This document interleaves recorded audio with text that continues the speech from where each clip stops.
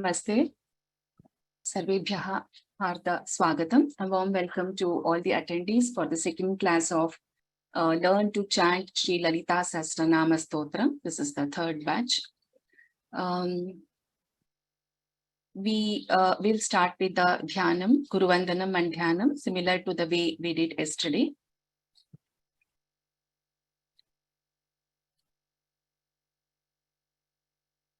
Gurureva gatir gurumeva bhaje Gurunaiva sahasmi namo gurave Na guro paramam shishurasmi guro Matirasti gurau mama pahi guro.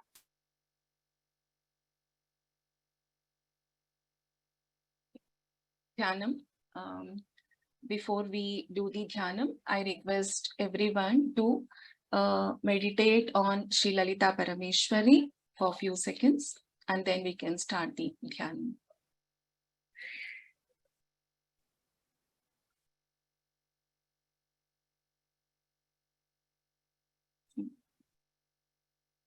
Sinduraruna vigrahan trinayanam Manikya-maulis-khurat Taranayaka-shekharam Smita-mukhi-mapina-vakshoruham Panibhya-mali-purna-ratna-chashakam Raktotpalam bibhrati Saumyam ratna-ghatastha-ratta-charanam Dhyayet paramambika.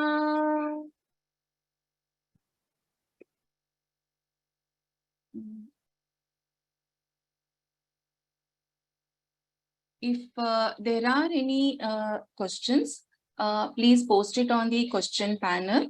If you have any issues on audio or video also, please put it on the chat so that we can respond to you appropriately. The questions will be taken at a later time. I have noted down all the questions from yesterday's session also, so I'll be talking about them a little later in the class.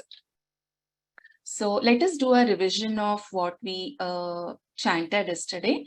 So I will chant this again today, the Dhyanam and the first shloka as a revision, and the panelists can repeat, and then we can move to the new verses, that is second verse onwards. Sai Shruti, you can repeat after me. There was a request from the attendees that you want to see, like the previous batches, the Mahapranaksharas and the specific pronunciation of letters like Sha, Sha, to be highlighted. So I have brought it back. So you can identify the Mahapranakshara by the red color and also by listening while chanting, like Ka, K. And you can see there is a green font for Sha, where Shanmukha Sha. So other things I will be pointing out as I teach, so that there is not many colors coming up on the screen. Like I requested earlier. So if you have, let me just, I think you're not able to see my screen.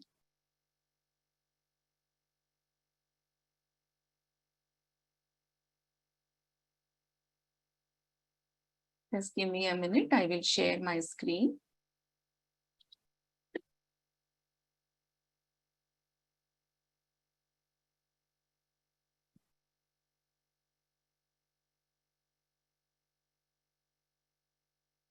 Nagashri Bhagini, are you in? If you are, please make me as the as a host. I'm not able to share my screen. Ram Bhagini, I'm here. Can you, are you able to see my screen? No, not yet. I'm not able to share the screen actually. Host disabled.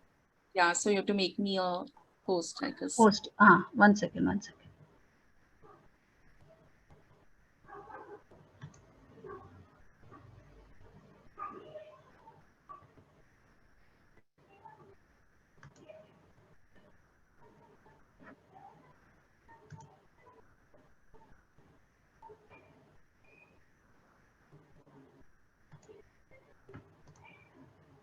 Uh, uh, who has started the session, Bhagini?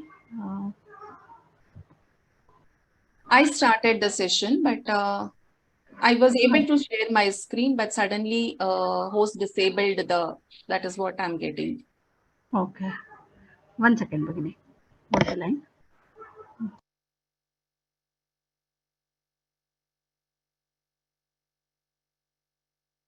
So while Nagashri Bhagini comes back on that, we can make use of this time to answer some of the questions which was raised in the earlier class.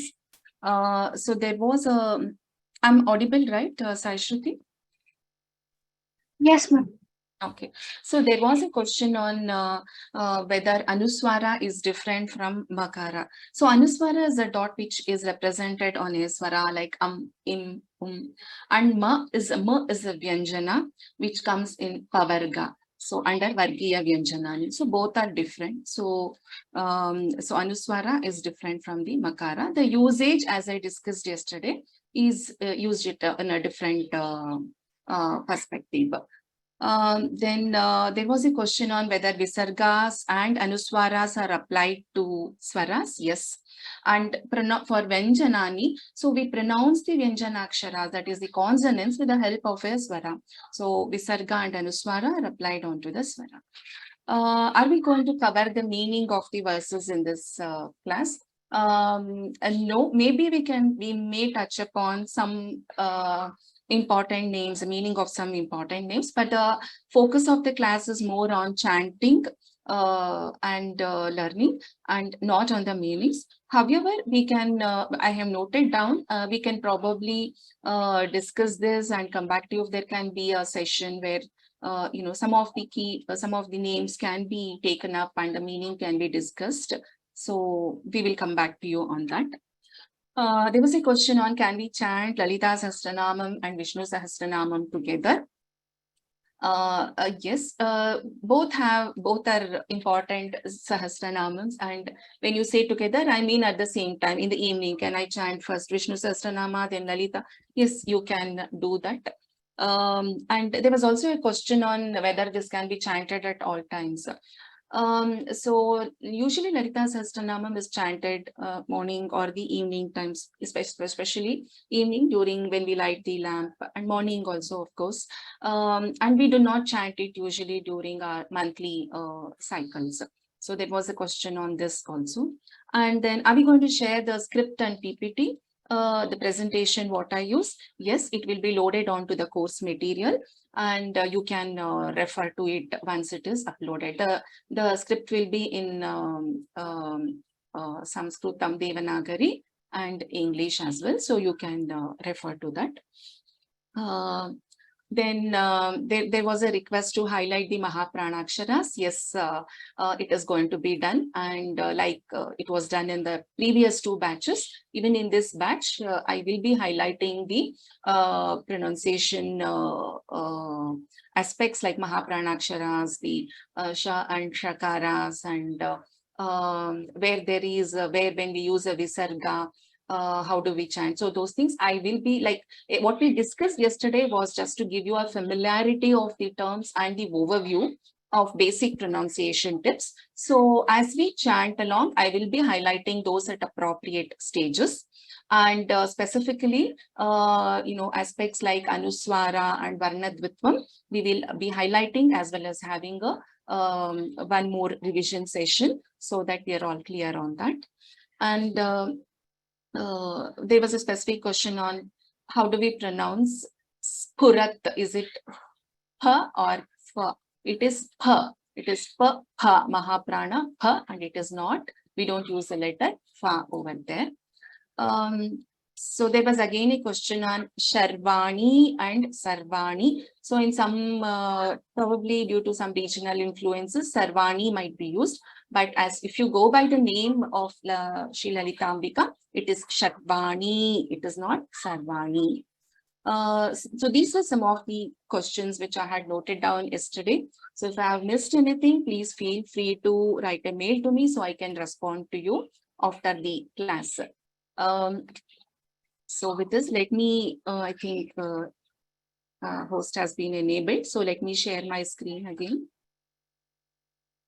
Is my screen visible? Yes, Bhagini. Okay, dhanyavada. So we will start with the first, the dhyanam and the first verse again today for the revision perspective. Sai Shruti, you can repeat after me. Sinduraruna vigraham.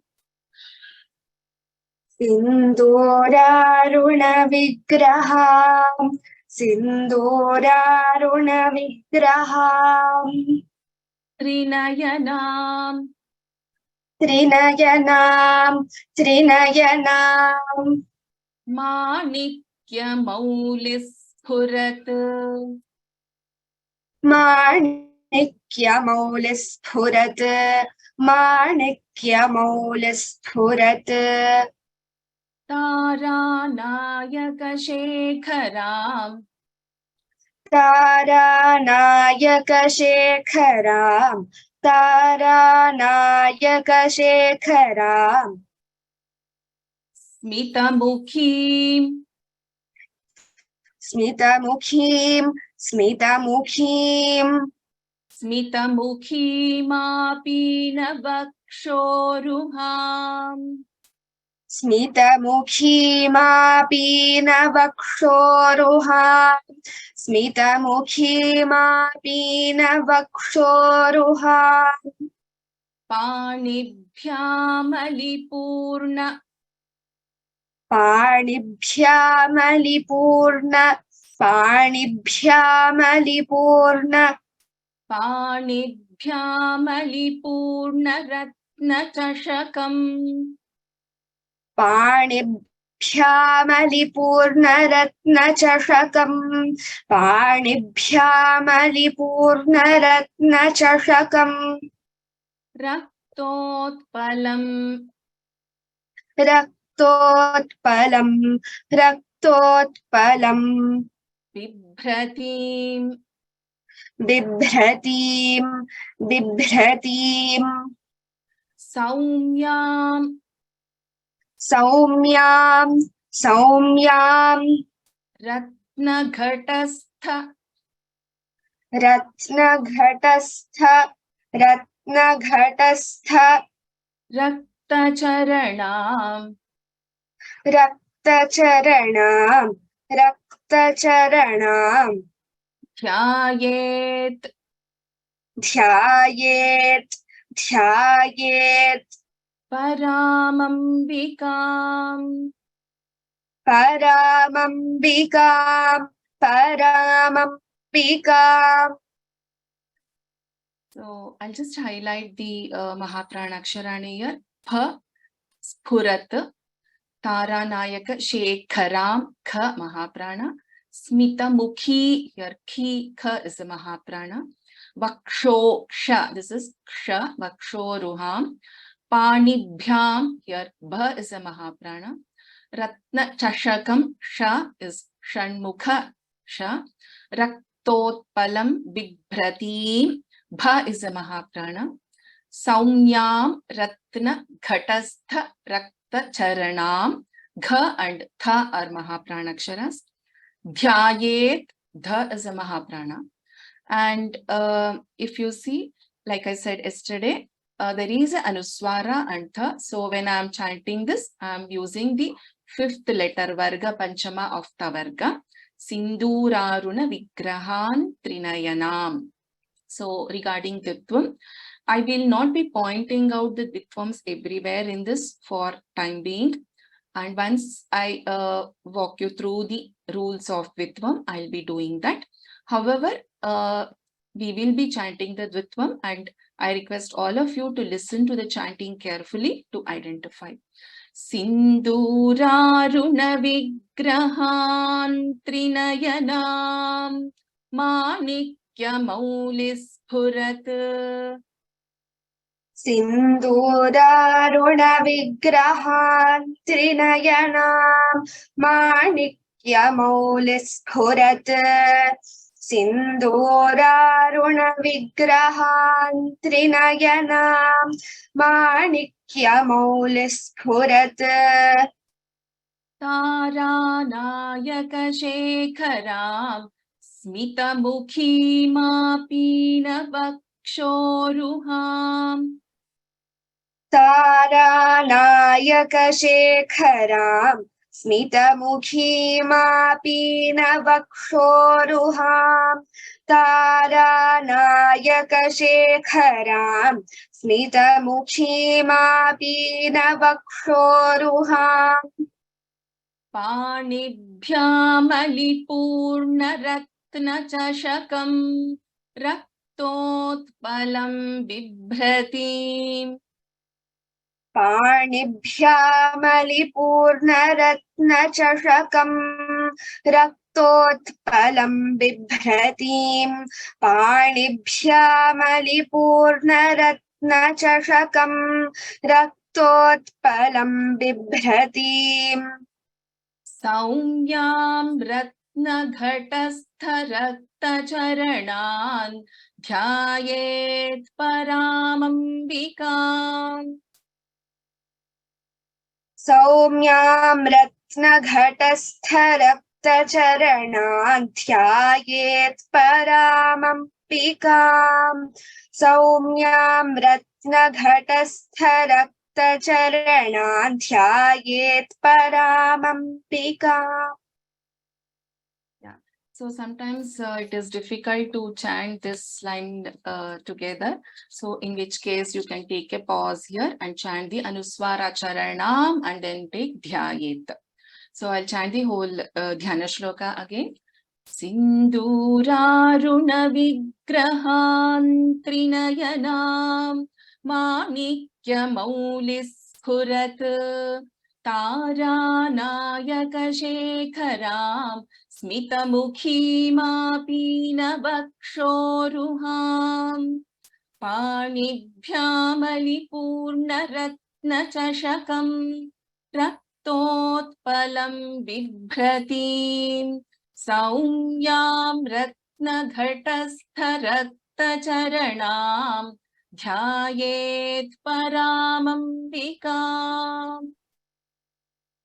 सिन्दूरारुणविग्रहां त्रिनयनां माणिक्यमौलिस्फुरत् तारानायकशेखरां स्मितमुखीमापीनवक्षोरुहां पाणिभ्यामलिपूर्णरत्नचषकं रक्तोत्पलं बिभ्रतीं सौम्यां रत्नघटस्थरक्तचरणां ध्यायेत् परामम्बिकाम्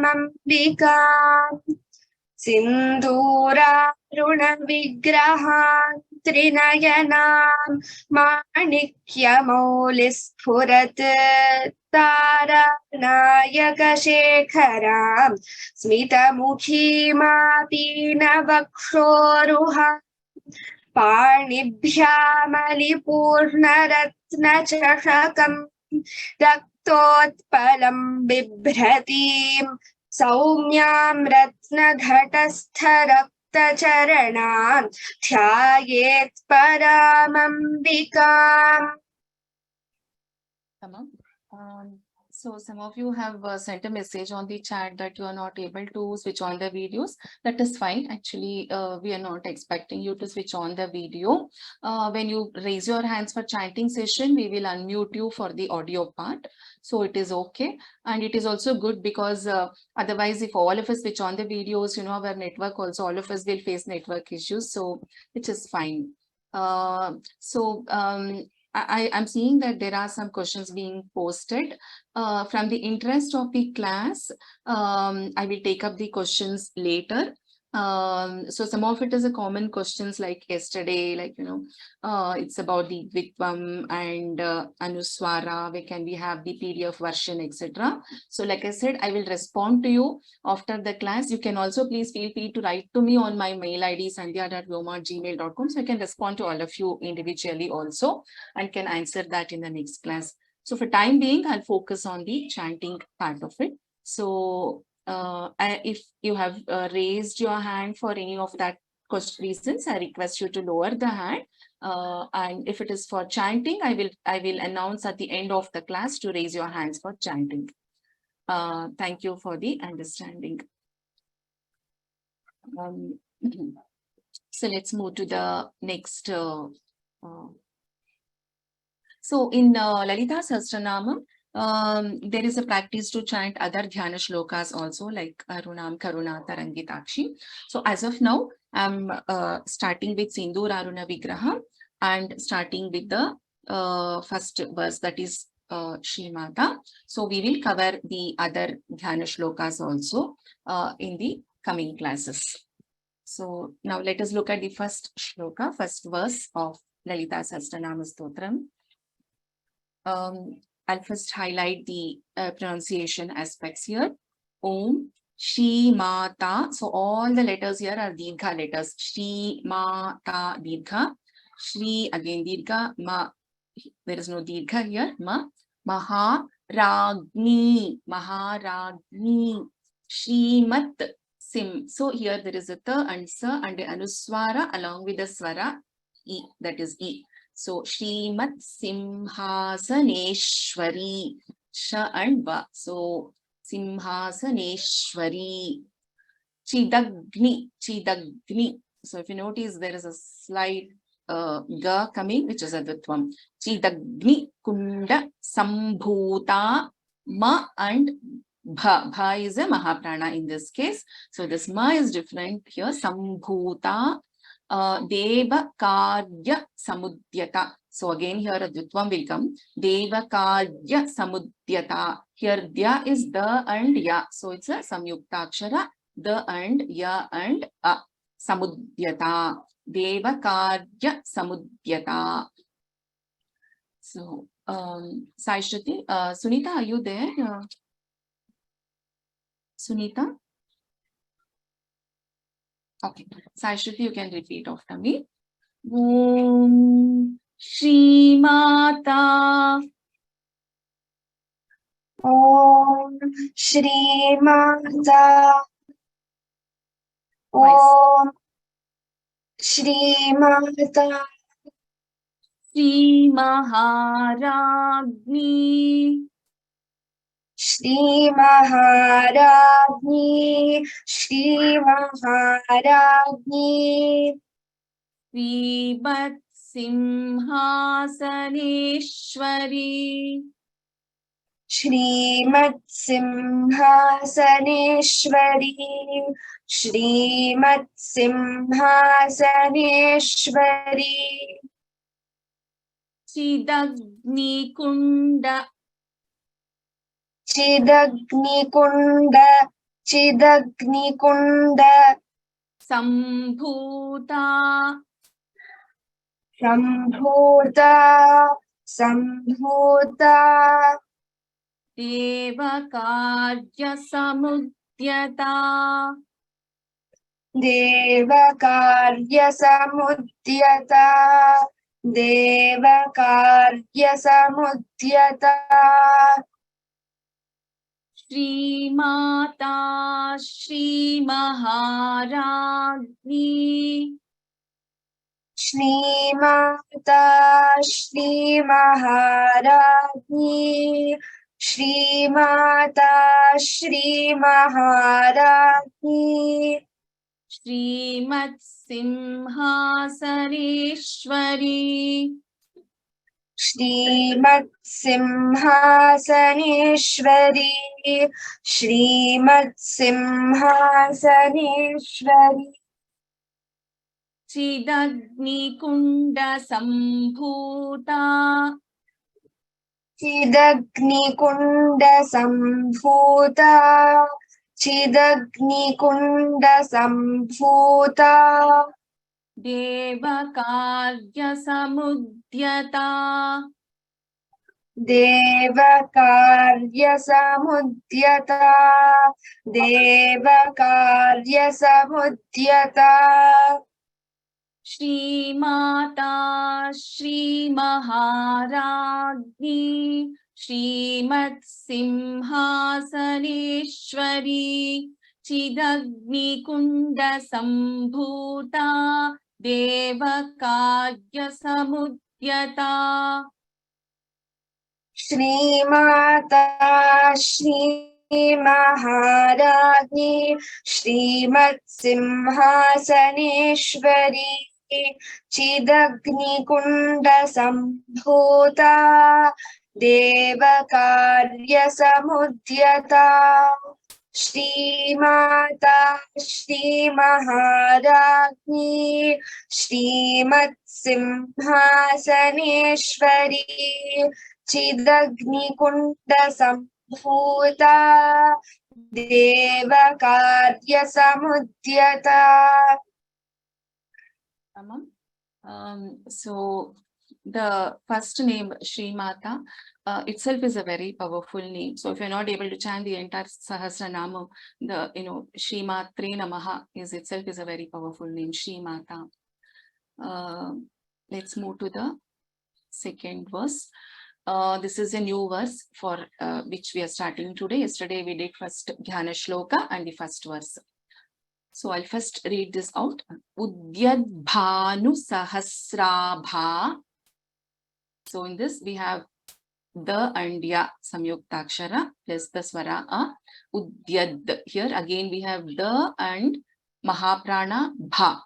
Udyad Bhanu. Dirgha also is there. Sahasrabha, sa and r, and we have the dirgha also. Sahasrabha, bha is a Mahaprana. Chaturbahu, samanvita,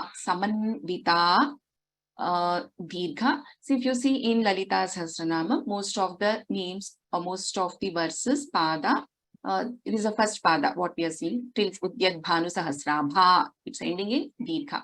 Second pada, Chaturbahu Samanvita, ending in a dirgha.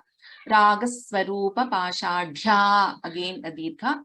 Krodha Karankushojjvala, again a dirgha. Usually the Strilinga Padani, the feminine gender, ends with a dirgha. It is not a universal rule, but that is why you see most of it ending with a dirgha.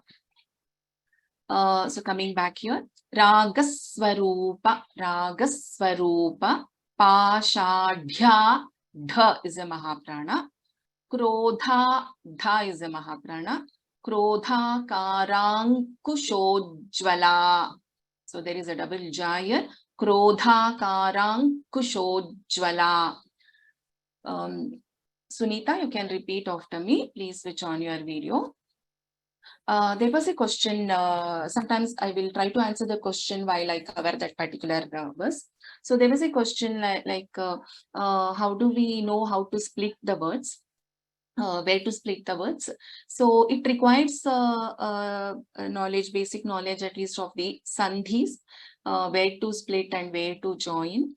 So some of the places where it is required, I will tell you where we can split, how we are splitting. But if you would like to, get little more details about the exact joining and splitting of words, you can look at the Sandhi course on Sanskrit from Home learning portal, that is Vyoma website. So where there is a separate course on Sandhi also. So wherever it is required, I will highlight how, where we are splitting. So Sunita, you can repeat after me. Udyadbhanu. Udyadbhanu. Udyadbhanu.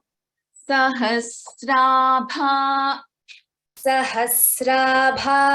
Sahasrabha. Chaturbahu. Chaturbahu. Chaturbahu. Samanvita. Samanvita. Samanvita. Ragaswarupa. Ragaswarupa. Ragaswarupa. Pashadhya. Pashadhya. Pashadhya. Krodha Karankushojjvala. क्रोधाकाराङ्कुशोज्ज्वला क्रोधाकाराङ्कुशोज्ज्वला. So, for example, here Krodha Karankusha, Krodha Kara Ankusha, Krodha Karankusha Ujjwala, if we split. But this is one name of Devi. So we cannot split this like Krodha Karankusha Ujjwala. So we should not be making a Sandhya because this is a name of the Devi and we have to chant this name together. Like how we cannot split our names and call out the names. So similarly, so each of these are one single name, like Udyat Bhanu Sahasrabha is one name, Chaturbahu Samanvita is one name, and Ragaswarupa Pashadhya is one name. Though for teaching purpose, I might split them at appropriate places or where there is a Sandhi applicable. But when we are actually doing the chanting of Sahasranama, we do not split the names as such. We chant that as a one name completely. Udyadbhanusahasrabha. उद्यद्भानुसहस्राभा उद्यद्भानुसहस्राभा Chaturbahusamanvita.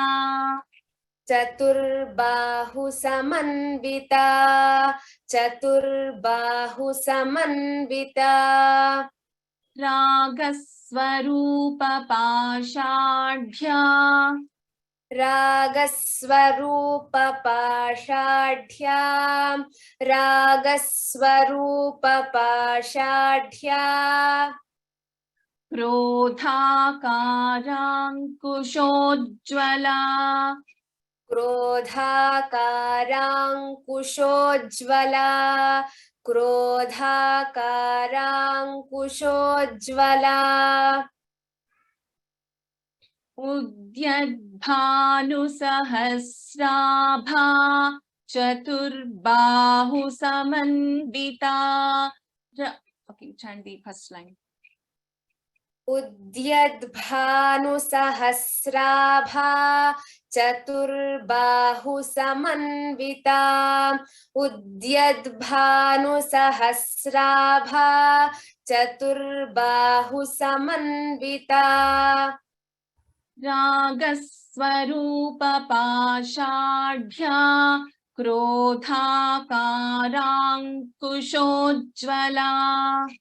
रागस्वरूपपाषाढ्या क्रोधाकाराङ्कुशोज्ज्वला रागस्वरूपपाषाढ्या क्रोधाकाराङ्कुशोज्ज्वला Udyadbhanusahasrabha. Chaturbahusamanvita. Ragaswarupapashadhya. Krodhakarankushojjvala. उद्यद्भानुसहस्राभा चतुर्बाहुसमन्विता रागस्वरूपपाषाढ्या क्रोधाकाराङ्कुशोज्ज्वला उद्यद्भानुसहस्राभा चतुर्बाहुसमन्विता रागस्वरूपपाषाढ्या क्रोधाकाराङ्कुशोज्ज्वला. So in this Udyad Bhanu, the here in the second letter, the plus it's an alpa pranada, Udyad. So it's not Mahapranada, it's alpa pranada, Udyad. In this case, in the third letter, only Bha is a Mahaprana. So in the rest of the letters, apart from this Bha and the last letter of this Pada, Bha, everything else is Alpa Pranaksharas. Only the Bha is the Mahaprana in this. There was a question, so I'm just responding to that. Let us move to the next verse. So sometimes I just wanted to make a point here. Sometimes it is very important, we get worried about is there a grammatical aspect here? Is it the right? What is this? What is this? What is happening over here? We get worried about when we chant. So the first thing, the most important thing that we need when we have to learn any stotram is the devotion. The other things will fall in place by itself. So please don't worry too much about the grammatical aspects at the moment. As long as you're able to catch the pronunciation, we will be touching upon, and I can assure you that you will pick up those aspects in the upcoming classes. So please let us focus on the chanting part of it by listening to it carefully. So third verse, Mano Rupekshu Kodanda. So here it is Ru, it's R plus U, Dirgha actually.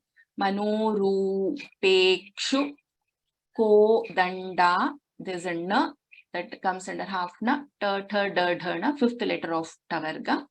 And Pancha Tanmatra Sayaka, Pancha Tanmatra Sayaka, Nijarunap Prabhapura, Nijarunap. So if there is a Dvitvam here, there is a Dvitvam here. So those, if we start highlighting, I need to highlight almost everywhere Dvitvam. So let us listen to it carefully. Nijarunap Prabhapura. So Bha is a Maha Prana. So Majjad, there is a Ja double. Majjad Brahmanda Mandala. So here there is a Da, there is a Ba, and there is a Refa. Majjad Brahmanda, Ha and Ma is there. Brahmanda Mandala. So again a Dirgha. Sai Shruti, you can repeat. Manorupekshu. Manorupekshu, Manorupekshu, Kodanda. Kodanda, Kodanda, Panchatanmatra. Panchatanmatra, Panchatanmatra, Sayaka. Sayaka, Sayaka, Nijaruna Prabhapura. Nijaruna Prabhapura, Nijaruna Prabhapura, Majjad Brahmanda Mandala. Majjad Brahmanda Mandala, Majjad Brahmanda Mandala, Manorupekshu Kodanda. Panchatanmatra Sayaka. Manorupekshu Kodanda, Panchatanmatra Sayaka, Manorupekshu Kodanda, Panchatanmatra Sayaka, Nijaruna Prabhapura Majjad Brahmanda Mandala. Nijaruna Prabhapura Majjad Brahmanda Mandala, Nijaruna Prabhapura Majjad Brahmanda Mandala, Manorupekshu Kodanda. Panchatanmatra Sayaka. Nijaruna Prabhapura Majjad Brahmanda Mandala. Manorupekshu Kodanda, Panchatanmatra Sayaka, Nijaruna Prabhapura Majjad Brahmanda Mandala, Manorupekshu Kodanda, पञ्चतन्मात्रसायका निजारुणप्रभापूरमज्जद्ब्रह्माण्डमण्डला. I know the second line is a very long one. Like there is no pause, there is no break of the pada, like third pada and fourth pada. So while teaching, I split it as Nijaruna Prabhapura and Majjad Brahmanda Mandala.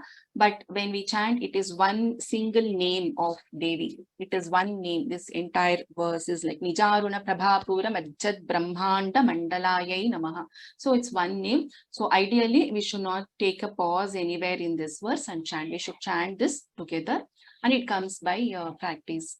So when the I request all the attendees, when the panelists are chanting, please chant along with them being on mute.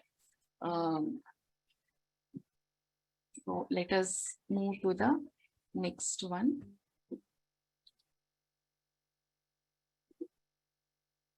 Fourth verse for the day.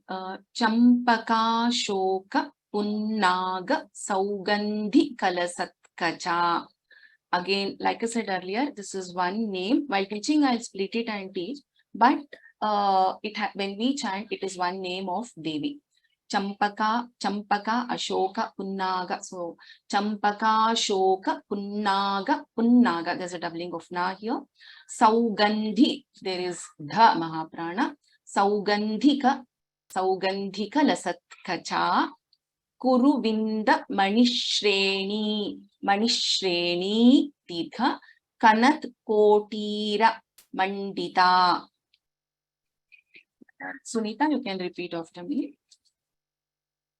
Champaka Shoka Champaka Shoka Champaka Shoka Punnaga Punnaga Punnaga Saugandhika Saugandhika Saugandhika Lasatkacha Lasatkacha Lasatkacha Champaka Shoka Punnaga Champaka Shoka Punnaga Champaka Shoka Punnaga Saugandhika Lasatkacha Saugandhika Lasatkacha Saugandhika Lasatkacha Champaka Shoka Punnaga Saugandhika Lasatkacha Champaka Shoka Punnaga Saugandhika Lasatkacha Champaka Shoka Punnaga Saugandhika Lasatkacha. So there are various flower names coming in this name. Champaka, Ashoka, Punnaga and Saugandhika. So the fragrance of these flowers.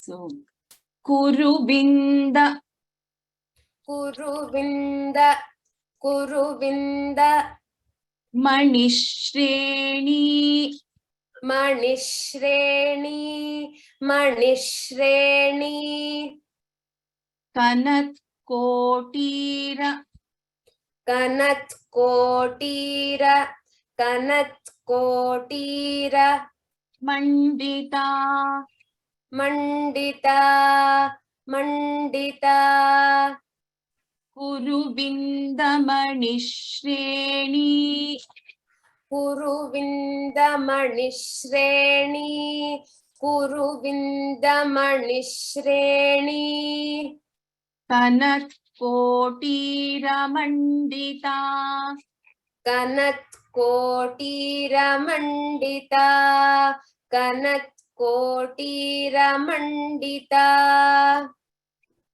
Champaka Shoka Punnaga Saugandhika Lasatkacha चम्पकाशोकपुन्नागसौगन्धिकलसत्कचा चम्पकाशोकपुन्नागसौगन्धिकलसत्कचा कुरुविन्दमणिश्रेणीकनत्कोटीरमण्डिता कुरुविन्दमणिश्रेणीकनत्कोटीरमण्डिता कुरुविन्दमणिश्रेणीकनत्कोटीरमण्डिता चम्पकाशोकपुन्नागसौगन्धिकलसत्कचा कुरुविन्दमणिश्रेणीकनत्कोटीरमण्डिता चम्पकाशोकपुन्नागसौगन्धिकलसत्कचा कुरुविन्दमणिश्रेणीकनत्कोटीरमण्डिता चम्पकाशोकपुन्नागसौगन्धिकलसत्कचा कुरुविन्दमणिश्रेणीकनत्कोटीरमण्डिता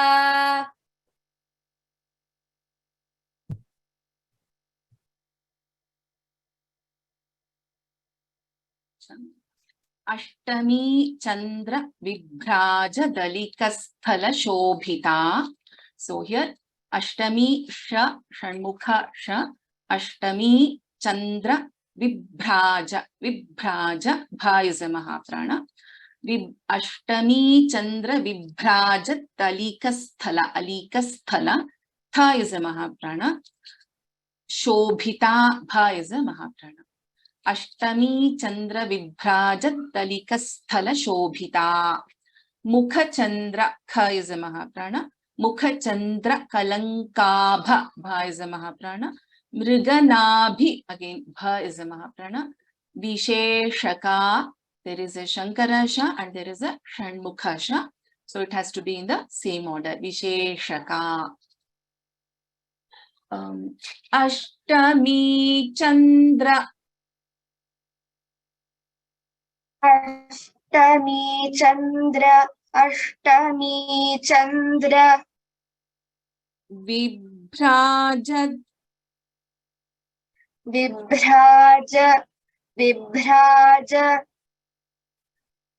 अष्टमी चंद्र विभ्राज अलिकस्थल अष्टमी चंद्र विभ्राजदलिकस्थल अष्टमी चंद्र विभ्राजदलिकस्थल शोभिता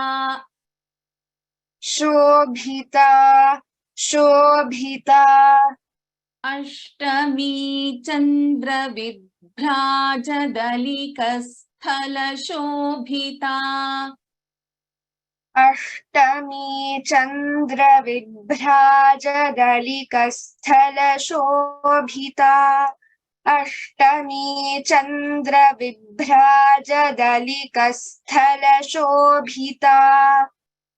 मुख चंद्र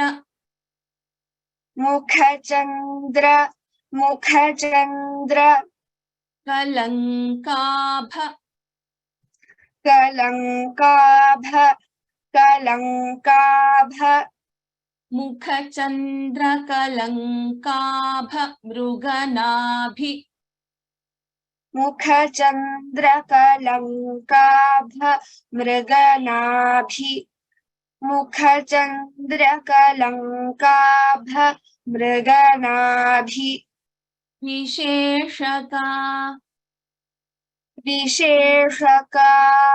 विशेषका मुख चंद्र कलंकाभ मृगनाभि विशेषका. मुख चंद्र कलंकाभ मृगनाभि विशेषका. मुख चंद्र कलंकाभ मृगनाभि विशेषका. अष्टमी चंद्र विभ्राज दलिकस्थल स्थलशोभिता अष्टमी चन्द्रविभ्राजदलिकस्थलशोभिता अष्टमी चन्द्रविभ्राजदलिकस्थलशोभिता मुखचन्द्रकलङ्काभमृगनाभिविशेषका मुखचन्द्रकलङ्काभमृगनाभिविशेषका मुखचन्द्रकलङ्काभमृगनाभिविशेषका अष्टमी चन्द्रविभ्राजदलिकस्थलशोभिता मुखचन्द्रकलङ्काभमृगनाभिविशेषका अष्टमी चन्द्रविभ्राजदलिकस्थलशोभिता मुखचन्द्रकलङ्काभमृगनाभिविशेषका अष्टमी चन्द्रविभ्राजदलिकस्थलशोभिता मुखचन्द्रकलङ्काभमृगनाभिविशेषका. So we'll stop here, and I request the participants to raise their hands for chanting.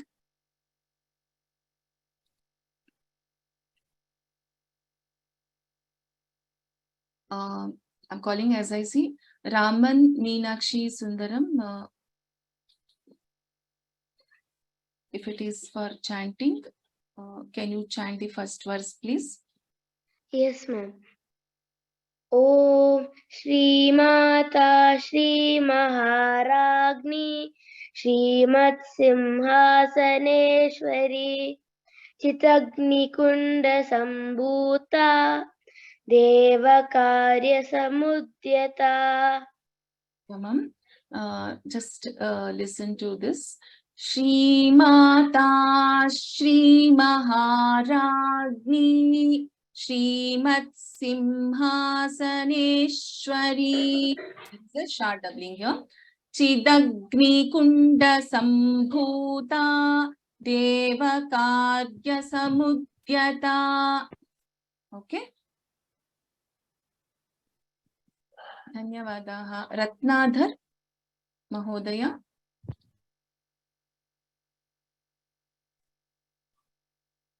Yes, ma'am. Can you hear me? Yes. Harihi Om. Shri Mata Shri Maharagni Srimat Simhasaneshwari Chidagni Kunda Sambhuta Devakarya Samudyata. Uttamam Mahodaya. So here the doubling is happening on ya, not on sa. Okay. Devakarya Samudyata. So sa is only once. Okay. Okay, madam. Dhanyavadaha. Uttamam. Satish Kumar Mahodaya. Would you try this? Namaskar Mahodaya. Namaskaram. Hari Om. Hari Om. You can chant the second verse. Udyad Banu Sahasraba Chaturbahu Samanvita Ragaswarupa Pashadya Krodakaram Kusojwala. Uttama Prayatnam. Can I teach once? Will you repeat after me, Mahodaya? I'll teach the words. Udyad Bhanu Udyad Banu Sahasrabha Sahasraba Chaturbahu Chaturbahu Samanvita Samanvita Ragaswarupa Ragaswarupa Ashadhya Pashadya Krodhakara Kushojjvala. Krodakaram Kushojjvala. Here, Ra is a Dirgha. So, Krodhakarang Kushojjvala. Krodakaram Kushojjvala. Dhanyavadaha. Dhanyavada Mahodaya. Dhanyavadaha. Ratnadhar Mahodaya. I think over. Is it? Just did it. I can tell it. Is it okay? Yeah. Krodakaram. You can chant the same verse. Udyadbhanu sahasrabha chaturbahus samanvita ragaswarupa pashadhya krodha karang kushojjvala. Uttama Mahodaya. In the second pada, it is Chatur Bahu Samanvita. You should not, there should not be another sa there. It is not Chatur Bahu Samanvita. It is Chatur Bahu Samanvita. Okay, madam. Yeah, thank you. Can I chant it once more? You can, yes. Udyadbhanu sahasrabha chaturbahu samanvita ragaswarupa pashadhya krodha karang kushojjvala. Dhanyavadaha. Nastya Bhagini. Can you chant the third verse? Manorupekshukho danda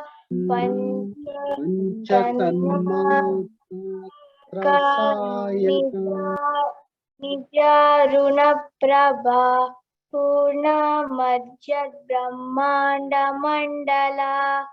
Very good. Can I teach you once? Will you repeat after me? Yes, ma'am. Manorupekshuko danda.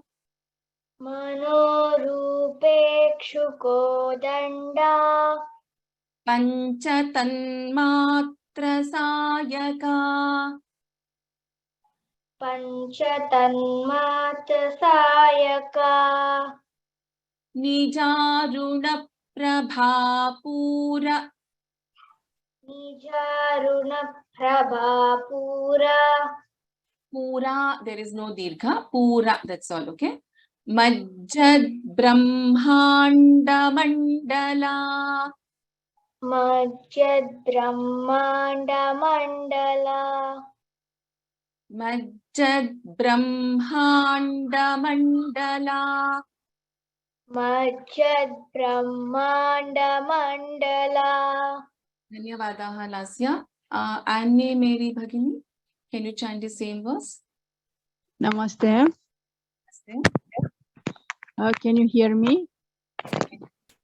Just 1 second. Okay. Yes.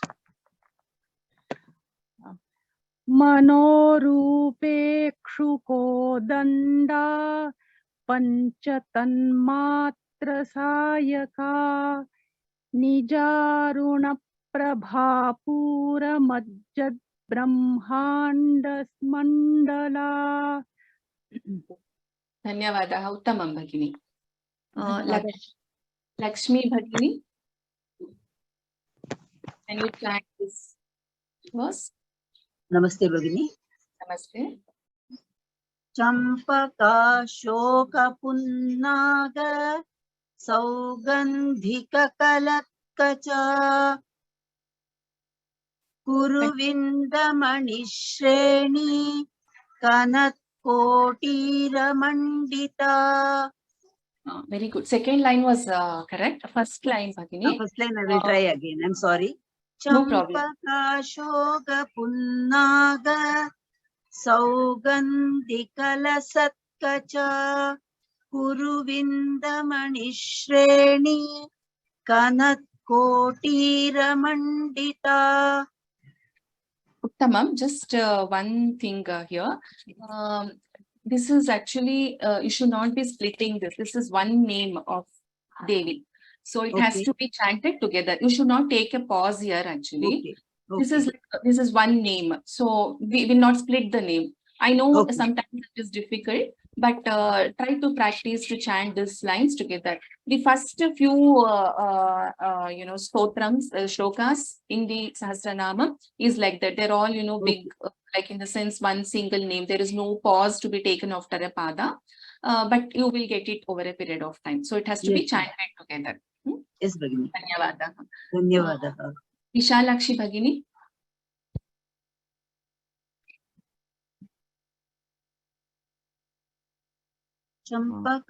चम्पकशोगपुन्नाग सौगन्धिकलसत्कसा Hello, namaste, madam. Somebody else is in.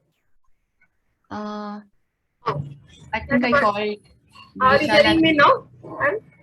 Yes, I can hear you. Others, Okay. can you please go on mute? Yeah, you can tell Bhagini now. Namaste, madam. Champakashoka punnaga saugandhikalasatkacha Purvinda manishreni kanat kotira mandita. First line also, don't take a pause after this punnaga. Champakashoka punnaga saugandhikalasatkacha. Together, okay? Shall I try again?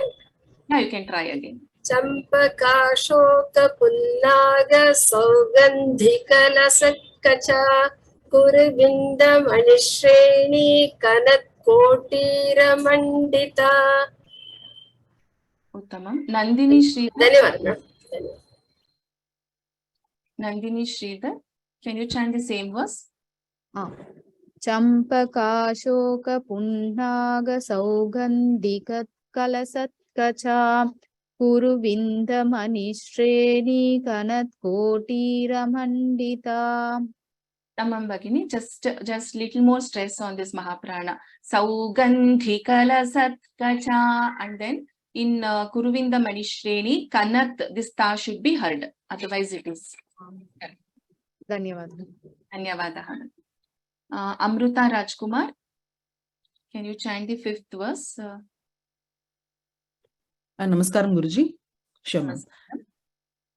Ashtami Chandra Vibhraja Dalikasthala Shobhita Mukha Chandra Kalankabha Mrigana Bhivisheshaka. Dhanyavadaha. Thank you, ma'am. Prem.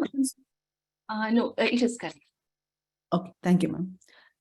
Ashtami Chandra Vibrajatalikastala Shobhita Mukha Chandra Kalankabha Mrigana Bhivisheshaka.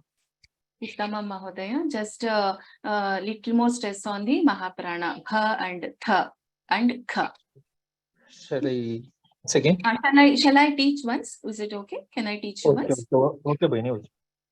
Ashtami Chandra Vibhraja Dalikasthala Shobhita.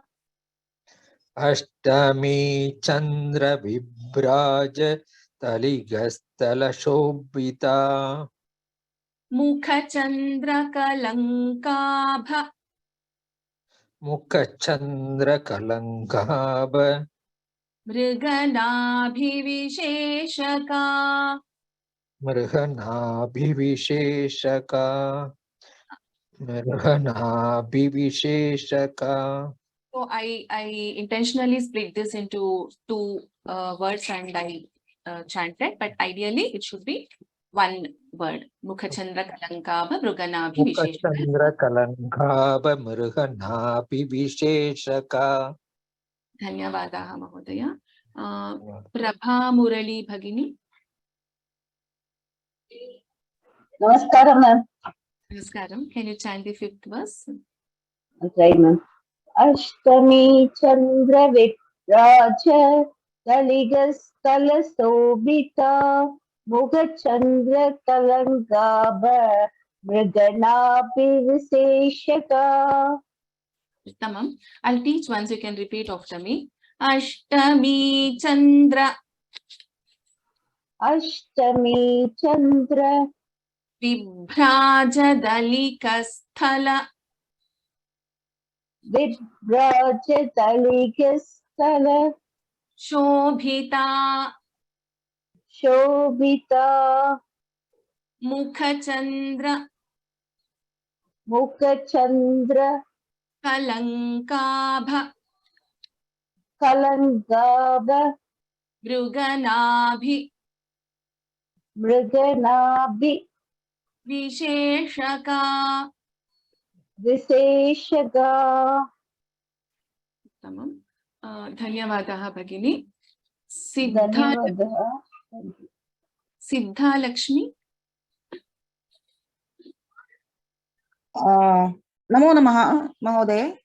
Namaste.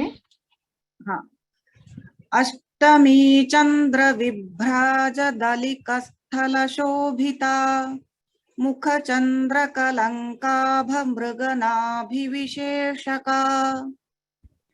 Dhanyavadaha Bhagini. Janaki Bhagini.